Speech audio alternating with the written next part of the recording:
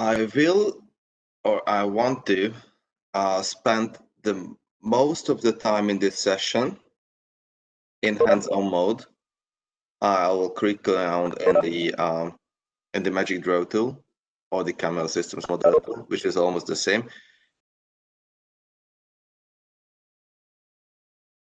What is SysML? SysML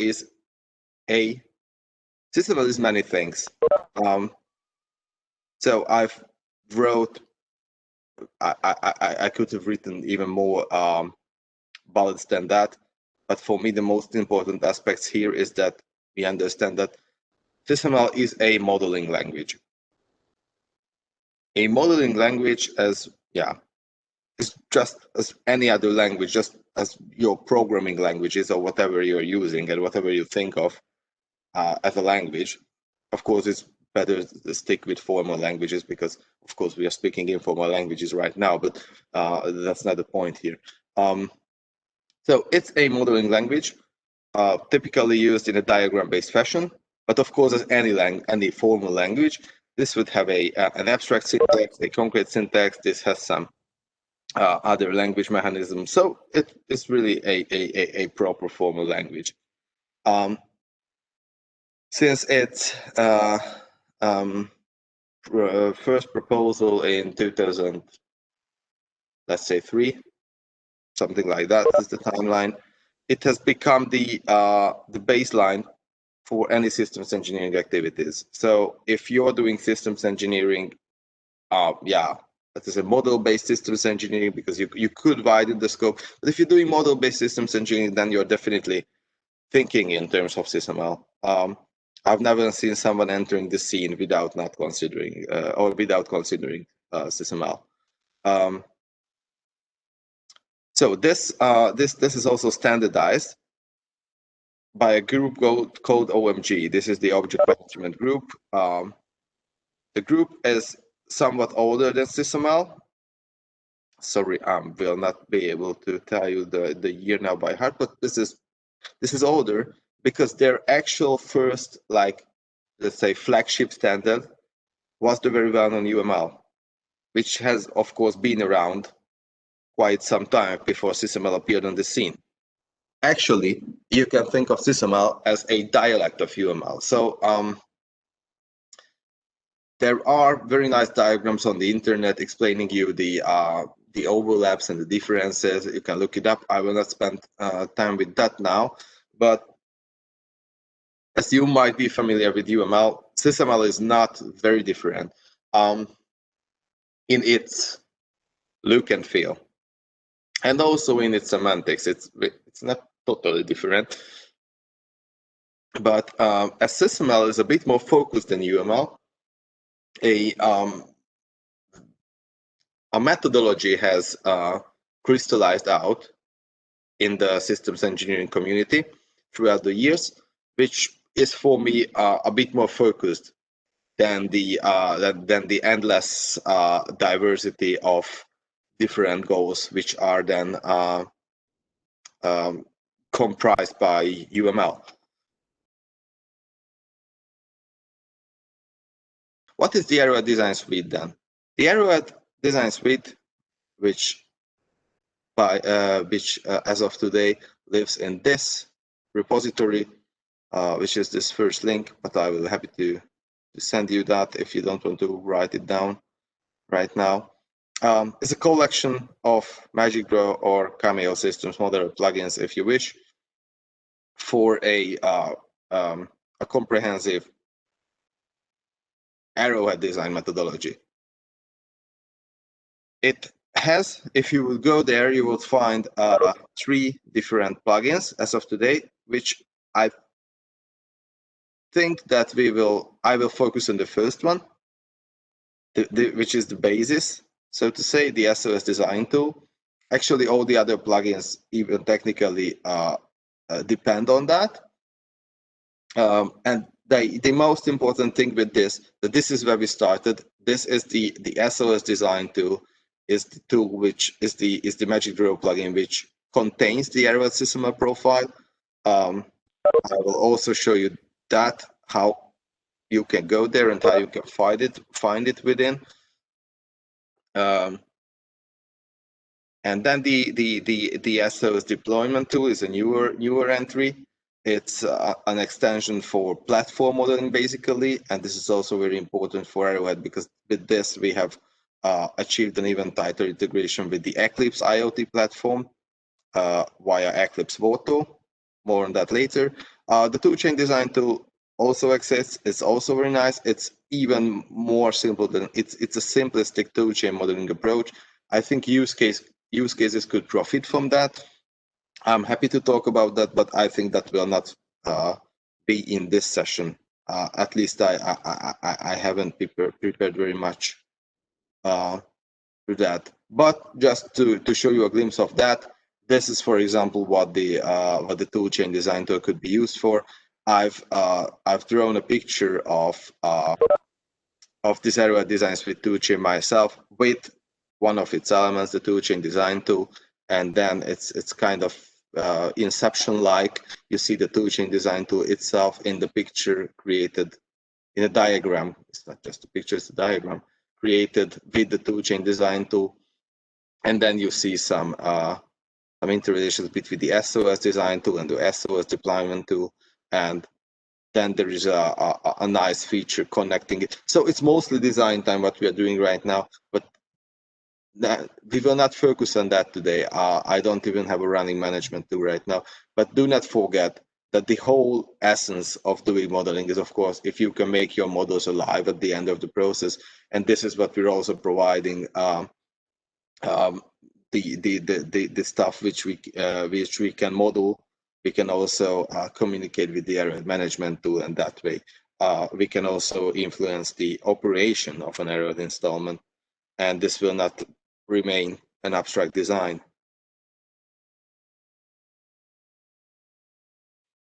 So as I've shown it to you in the slides, if you would come here in the Arrowhead Tools MagicDraw plugins repository, you find at the moment 3 plugins here. Okay, what's the next step? You would need Cameo Systems Modeler to. You would need to have it installed. It's not even written, so this has some readmes, but this would assume that you have Cameo Systems Modeler. You can just start off with downloading the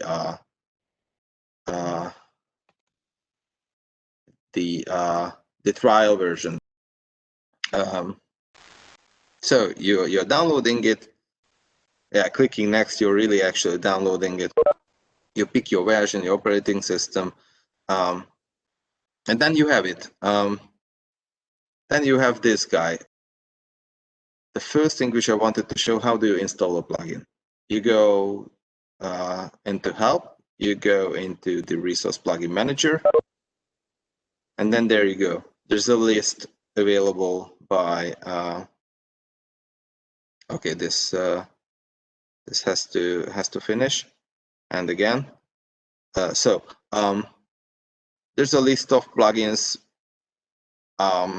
available for like these are typically offered from NoMagic, and typically these are some language extensions like you've probably heard of UAF, another universal architecture language, or as I mentioned, there's the Cameo Business Modeler, which you could kind of use as a plugin of the Cameo Systems Modeler, and then you would have a combined installation of SysML and BPM and stuff. So this is all possible. And then there are some additional, so some of these is also offered by them. But then what we are relying on here is, if you look at these 3 guys, unfortunately the naming I just realized it by preparing, but I was not able to change that anymore. I will be able, but now it's not very consistent with the naming convention which I adopted for the Arrowhead Design Suite. But these are the 3 elements which we are talking about. So the basic Arrowhead, Arrowhead without anything, is the SOS design plugin. That's the core. At first we thought that everything will be one plugin, that hence simply Arrowhead. Arrowhead Tools, this is this tool chain design plugin, which is not very much in the focus today. And then the Arrowhead Voto extension is the SOS deployment plugin. So functionally, it really reflects what I'm talking about, but the naming is not yet that. But now you know. Of course, I have it installed here, everything, and I wouldn't really go and potentially ruin my my installation. But let me just show you how you would do that if you would not have Arrowhead and anything Arrowhead here in the list. You would just push import. I hope you've seen that, and then you would browse for a zip, which is so any MagicDraw / Cameo plugin is built as a zip. So you would just browse your zip. That would be, for example, the name of the basic plugin, Arrowhead MagicDraw plugin. I just have it here on my computer, but you can download it from the repository. And then you would, you would click on it. I'm not doing that right now. This would appear on the list. I guess Cameo has to be restarted, but then you have it there. So after you restart it, you're landing on the same in the same page, but your Arrowhead plugin would be in place. At least the SOS design plugin. Let's assume we have started with that.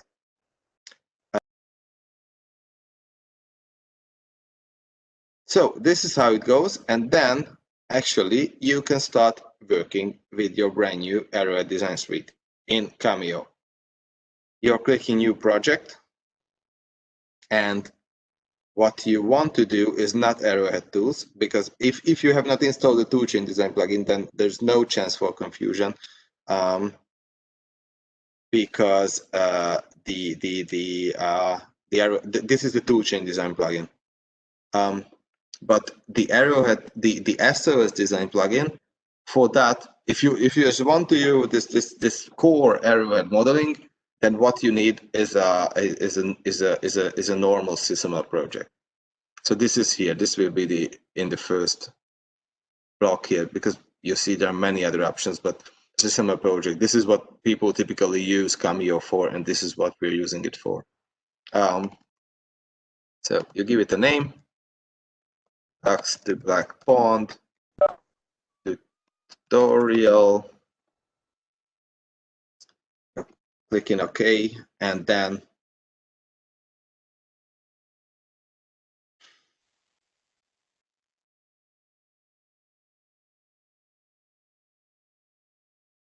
after it has loaded all the projects it uses,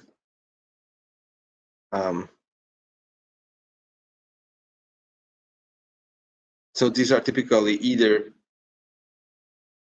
necessary for MagicDraw to work, or Cameo, or these are like, you can think of these as libraries in the modeling world. So for example, here there would be a UML standard profile. Of course, that contains the very basics of UML, and as I said, SysML, at least on the fundamental level, is a kind of UML. You would need stuff like that. But these are all grayed out. These are just project usages. Okay, we are here. Actually, even if you have some gray stuff here in the list, this is a so this containment pane is where you typically start to navigate around your model. This is where your diagrams will appear, but we are just about to create our first one.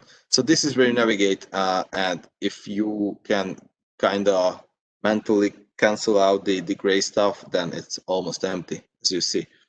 Okay, where do we start? We typically start with creating a diagram. Okay, what kind of diagram? The two main diagram kinds of SysML. So this is really these diagram kinds are the two things which are really distinctive for SysML. The block definition diagram and the internal block diagram are the two things which if you would look at any summary of how SysML is different and what are the core ideas which distinguish SysML from the rest, then it would mostly be about the block definition diagram, which I'm hovering over right now, BDD in short. You will probably hear that quite often. And the internal block diagram, IBD. While there are different potential usage methodologies around, one can summarize the essence as a block definition diagram being like the collection of the building blocks you want to have your system, or as in Arrowhead, system of systems consisting of. An internal block diagram would show the internals of a block, and that's always true. That's that this is not just philosophy. This is actually true. Any internal block diagram is like a zoom in into a given block. We will see that as well. But of course, it's not actually. Sometimes it's even very advisable to split your stuff. I mean, your blocks, your building blocks, that you organize them on not just one BDD, but some BDDs. We will also see a suggestion in this tutorial on how to do that. So you can organize it, and you're more than welcome if you would ask a SysML expert to organize it into as many BDDs as you want, as long as you can keep track of the structure. So this is the also the moment where your design freedom starts, you know. So I'm showing you how to use this. I'm showing you now how to start doing, I mean, how to take the first steps with the Arrowhead Design Suite. But the essence is actually that there are other ways thinkable, and once one is through that very introductory phase, one begins to feel what kind of steps, what kind of workflows would fit their respective use case the most, and then one starts to use SysML in his own fashion, even if that's a slight deviation from the book, let's say, but that's not a problem here. Okay. Having that said, I'm creating our first diagram here. Of course, in order to get the ducks from I don't know, Budapest to the Black Pond in the Tatra Mountains via a conveyor belt, which would actually be pretty huge. In order to do so, of course, you would need quite some systems. Of course, some of them would take care of actual hardware units, like you would need a robotic arm system, a conveyor belt system, a camera system, because actually the original scenario, as you will see in the workflow session this afternoon, is camera based. So the monitoring is done by a camera. So you would need a camera system, but then you would also need like software system which are not directly hardware attached. Like probably you would need some logic which would run on a computer, interpreting the camera picture and the position of the robots, and like understanding where the ducks are and what kind of other objects are there and what should I do. So of course you need some business logic. And these are all systems. And of course, if you think of this now as the duck local cloud or Black Pond local cloud, let's call it Black Pond local cloud, then it will consist of some instances of robotic arm systems, some instances of this, some instances of that. Of course, as this is completely, I mean, there is an existing installment of this really being alive and moving and doing its job.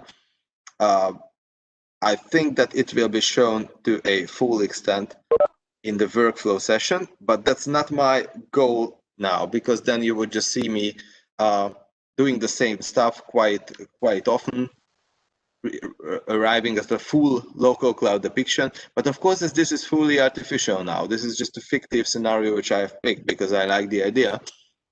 I will not, unless you ask me explicitly to do so, I will not make it into a full local cloud where everything is modeled. That I just pick out something and walk you through that in order to give you a feeling of how to do this, because most likely you will not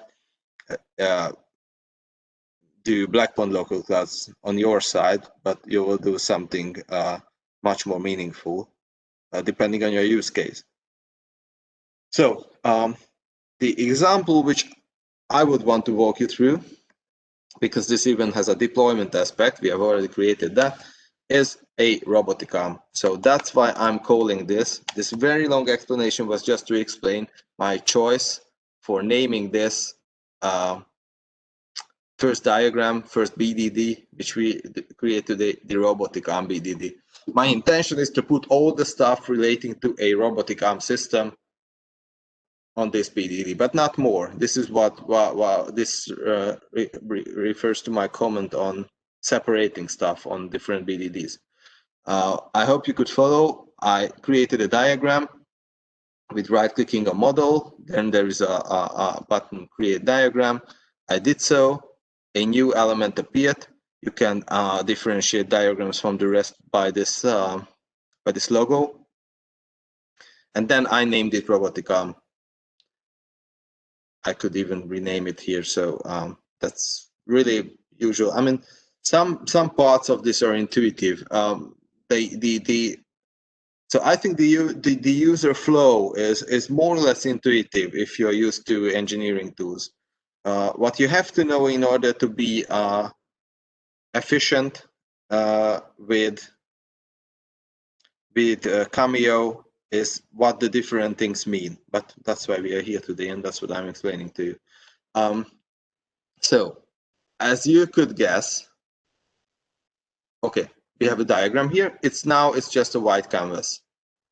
We start creating elements by putting them on the canvas. That's the most intuitive way. That's what people like to do. That's what most people do, and that's one of the appeals of visual languages, right? Notice that I could achieve. I mean, technically speaking, I could achieve pretty much the same if I would just click around here and create. Okay, I should go for the so this model, which is called, it's always called model if you start, and this is the root element. So this is where you can start creating stuff and all these things. I could go on with creating elements and making them blocks. So the same would be achievable without a visual representation. Also here in the containment pane, but of course one typically goes on with diagrams. So I'm creating my first block here. You click on so the palette is typically subdivided into different selections of items which you can put on a diagram based on the typical use. Sometimes you're not allowed, so there's some basic validation behind. You're not allowed to do stuff if it's semantically completely wrong. Sometimes you can mix it up a little bit, but typically it's good to use stuff on a BDD, which is in the BDD palette, for example. Of course, a block is in the BDD palette. The block is the very basic, very central ingredient of any SysML model. This is, you can kind of, if you know UML, you can think of the block as a class. I mean, it does not completely stand this analogy, but at least as for its importance, this is kind of as central as the class would be in UML-based, let's say, software engineering or software modeling.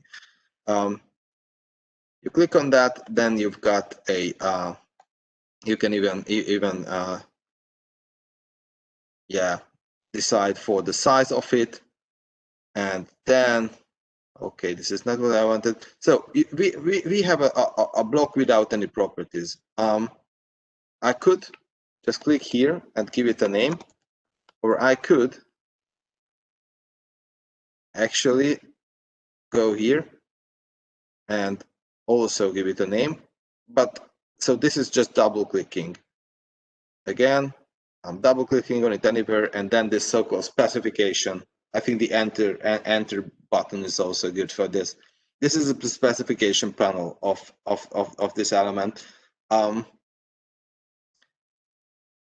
And here I also have to fine-tune some other stuff.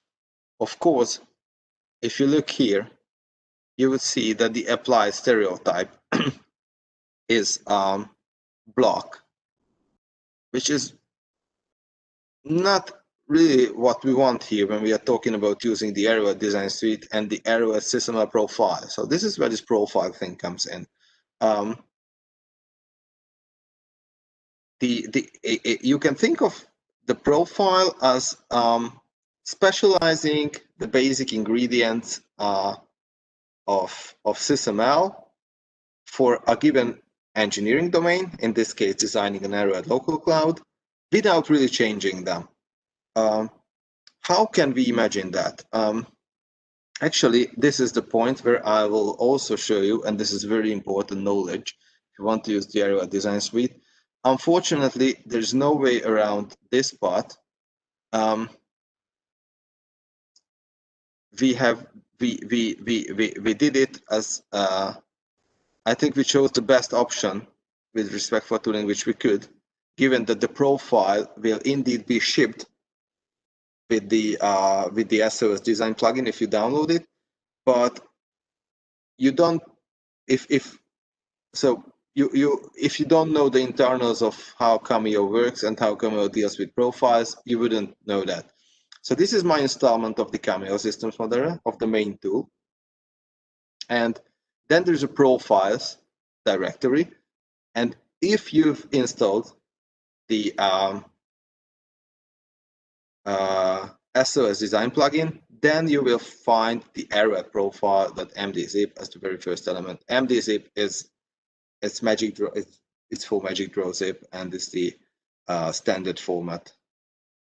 So it's nothing really zipped.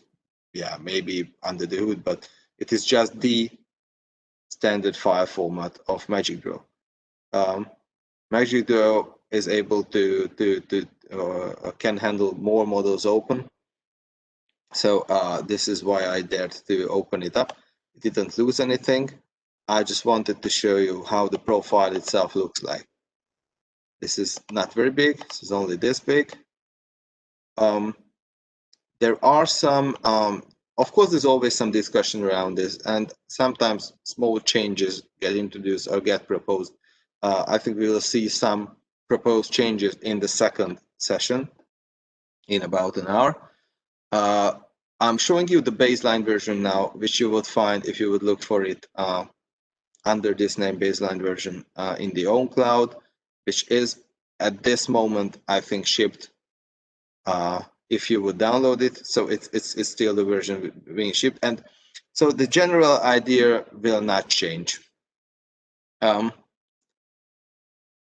What I want to show you first now, I've promised that instead of trying to walk through this everything on an abstract level, I will just always show you that part which is relevant. And as I said before, by creating a profile, you are providing new stereotypes, but it's really just overloading the basic ingredients of SysML with your own intended meaning. So for systems, for representing systems, we are using two stereotypes called SysDs for system definition and SysDDs for system design descriptions. This is a distinction put forth by the so-called Arrowhead documentation structure, and we are mimicking that here. If you want to know more about the Arrowhead documentation structure, it's very nicely explained on the very Arrowhead website. So you just Google for it and you find it. I'm not going into philosophical details now. I'll show you how we use it for creating an actual system model using the Arrowhead Design Suite. So this is, I just wanted to say that this is really as one would expect. If something is a kind of a block with an extra arrowhead meaning, then this is really is a child of the block stereotype. So the block stereotype, this is from the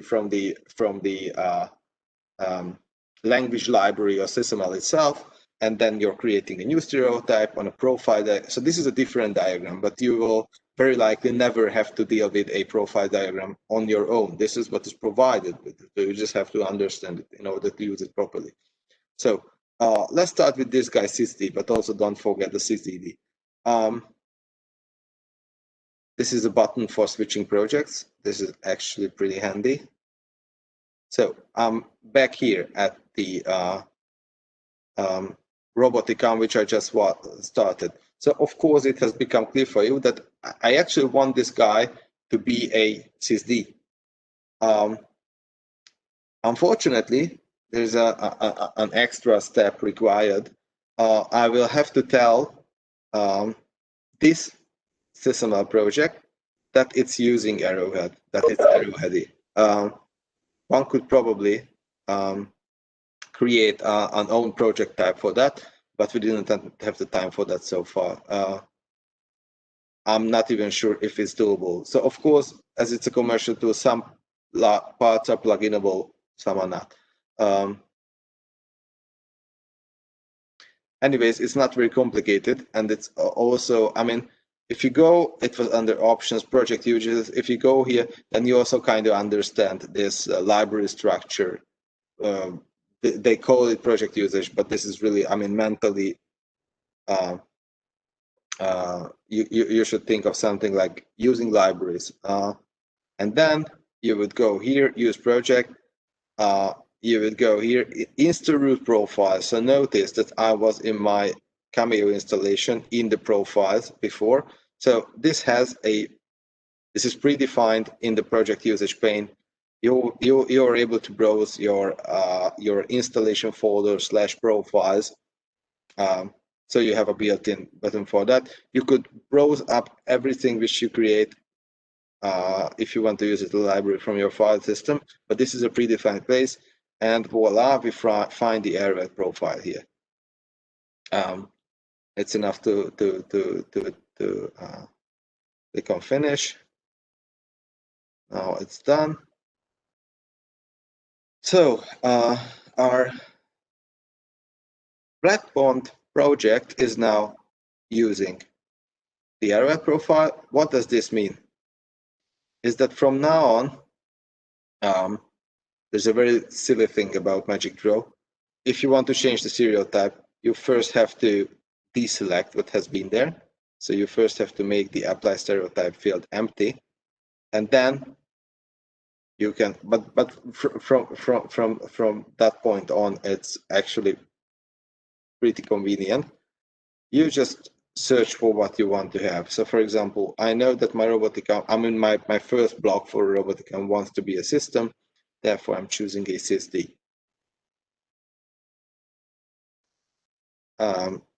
It's a SysD now. You can see it here, apply stereotype SysD. And you can also see it on the here on the diagram representation that this is a SysD now. Yes, this is actually, I don't know if you see that or if it's covered by my picture, but it gives a tip which is actually very handy. The same effect could have been reached if I would open up the Arrowhead profile here and just drag the corresponding stereotype on a block. Let's see if that will work with the next guy, because of course we are not finished here. I'm creating a block again. Guess what? This will now be a accompanying SysDD. So while nothing is very mandatory here, this is somewhat of a pattern that for any kind of system, I mean, which we suggest kinda, for any system, in order to be aligned with the with documentation structure and to have this kind of Arrowhead way of abstraction over your system, it is good if you have probably exactly one SysD for any system kind, and then you could go on and create as childs of the original SysD some specializations as SysDDs. So SysDDs are actual or are more concrete than SysDs, but are children of that typically. And of course, you can make it hierarchical for the sake of remaining understandable. I will not make a huge hierarchical model now. I will just show a basic one. So let's say that my abstraction here is that, as I know that the robotic arms are from a certain company, are from a certain kind, with a certain behavior, which is called Dabot, then the next block which I'm creating here is that in a system design description, I'm already reasoning about the capacities of the Dabot robotic arm. Let's say if I can achieve the very same effect, that it has the right stereotype by dragging the SysDD on it. No, I couldn't. I know that it has worked, but now it doesn't. Okay. This is MagicDraw. Sometimes one is a bit surprised, but not that very frustrating. So I'm doing the same thing which I did before, only now this time I want to make it a SysDD. I'm closing it, and as in our interpretation of the Arrowhead design, a SysDD is a specialization of a SysD. I'm picking the generalization arrow, or to put it the other way around, aligned with the name of the corresponding arrow. So you know, this is the usual inheritance arrow of UML. I was not really drawing your attention to that, but this is just that guy which you know from your first, I don't know, software engineering class. So a SysDD is a specialization of a SysD, or to be aligned with the name, the SysD generalizes the SysDDs. So there could be like other kinds of robots around, and then those would be like siblings of the Dabot robot. Or there could be different subtypes of a Dabot robotic arm, then those would be again children of the Dabot robotic arm. But we are not going there today. The important thing is that while a SysD, you can add some information here. For example, you could reason about which SOS is. This is an aspect which we are not talking about today. Here, the SOS for example, in the SOSDs, you could list if you would go to an intercloud scenario with many local clouds and all this stuff, and you want to reason about your huge system of systems, then there would be some means to add this. But typically, if you have a single local cloud scenario, then this could even happen. There's nothing wrong with that. If your SysD remains kind of empty, if it's just a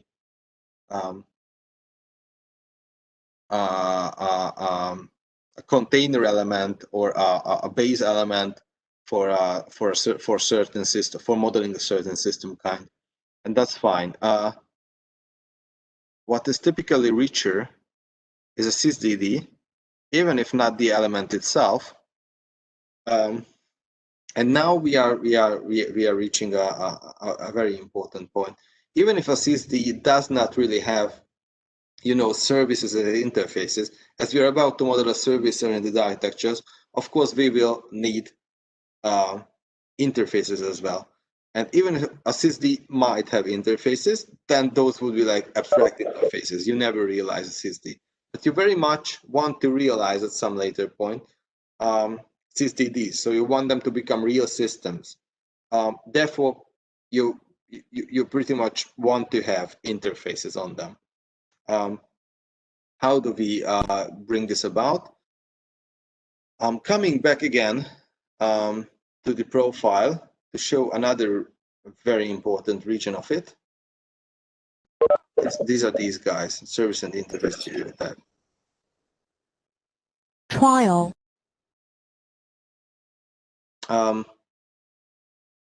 So the service and interface stereotypes are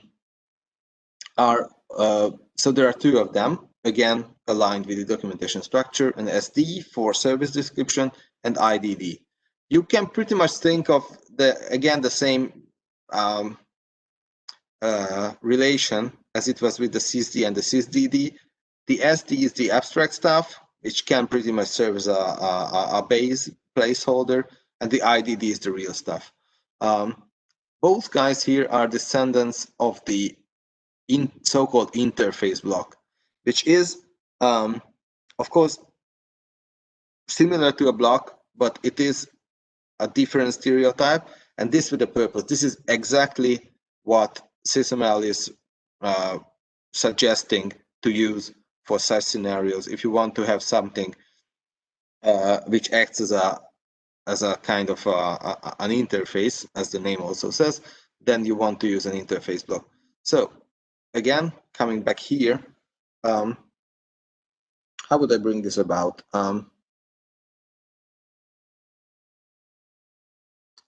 I'm creating my first interface block here.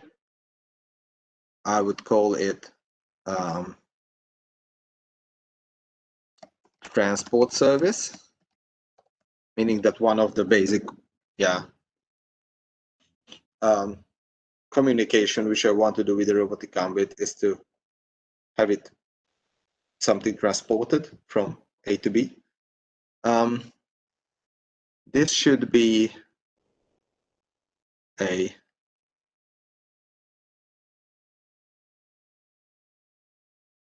SD.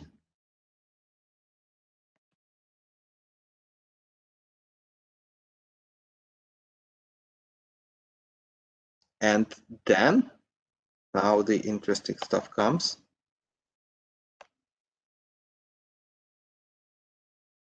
I'm specializing it on an IDD. Let's say I'm calling this transport service REST. Okay, that's not the only option which I can think of as a specialization of a very abstract transport service placeholder, but let's say my intention with the specialization is that I create a version of it which is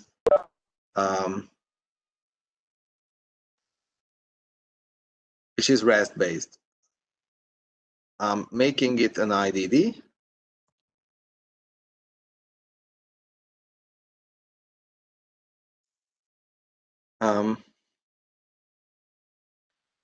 Again, as I just told you, you can think again in terms of the very same principle. Therefore, it's a generalization again.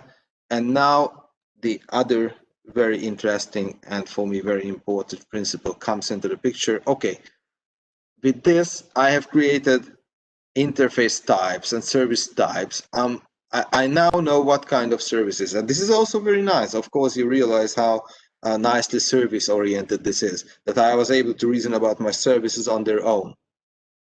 But of course, now I do want to tell that my Dobot robotic arm, let's say that's what I want to tell, my Dobot robotic arms offers an interface which is actually a REST-based realization of a transport service. How do I tell this? Okay, this is just a name. It's not very important. So the guy which I've put here is a proxy port. I can pick it from the palette. There are other kinds of ports. Proxy ports are just fine for our purpose. That's why we have realized interfaces as kind of proxy ports, or at least we are suggesting to use proxy ports. And if you come here, you can place it at the border of any block, basically. But we are typically using this the proxy ports on the borders of systems, meaning that these will become their interfaces. And the cool thing is, you can open up the specification of the port itself, and you can give it a type.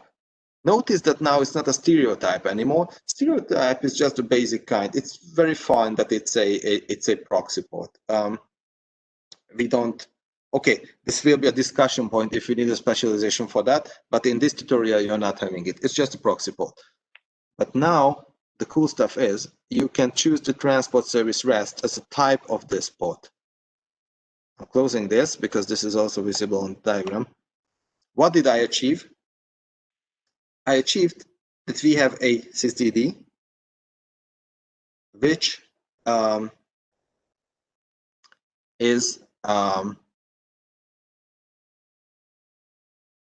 which has an interface. Let's say it's more abstract than how you really would implement your Arrowhead system, but still it really is the essential placeholder for actual Arrowhead interfaces as you're implementing them, saying that this will be a REST-based transport service interface.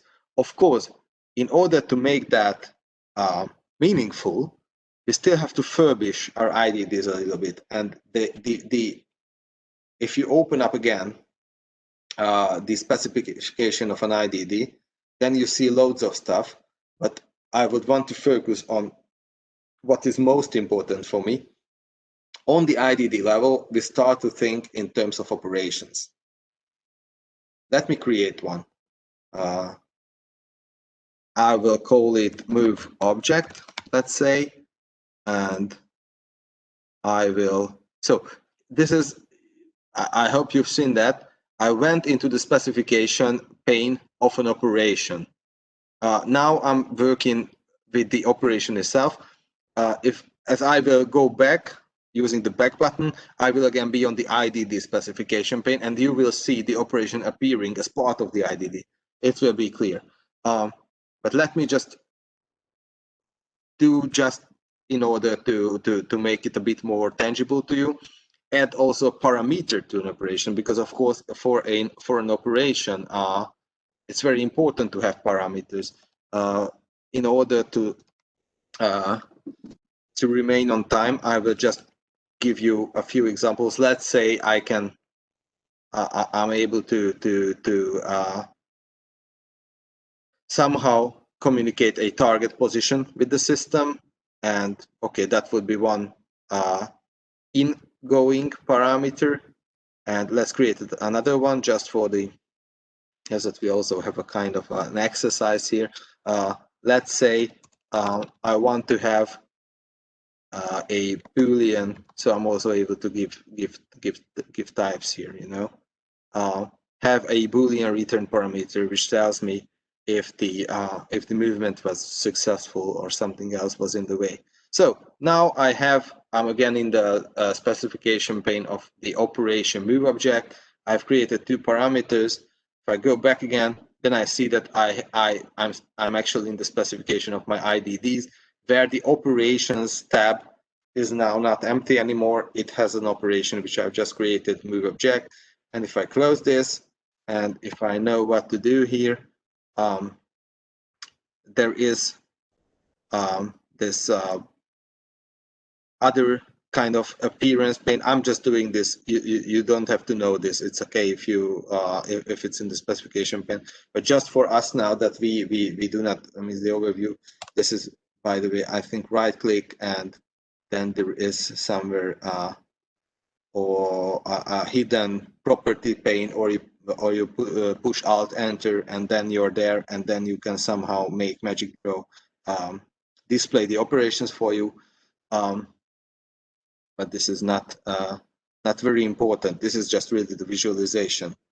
Okay, I will finish in 2 minutes, let's say, in order to give enough time for Zoli to show you a real full model based upon these very same principles. But let me just finish this in order with creating another kind of or another BDD first for the local cloud itself. Let's call it Blackmon local cloud, just in order for you to make it meaningful, how one would really use what one has created.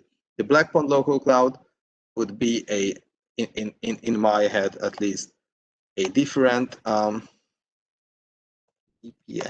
Blackpond local cloud. This will contain only a single block, which is a local cloud. And this is the time when we reach the other main diagram kind of SysML. For this local cloud BPLC, I'm opening up its internal block diagram. It's in this list, or you can also open it up from here, but it's easier to find it here. Now we are inside the Blackpond local cloud, the BPLC.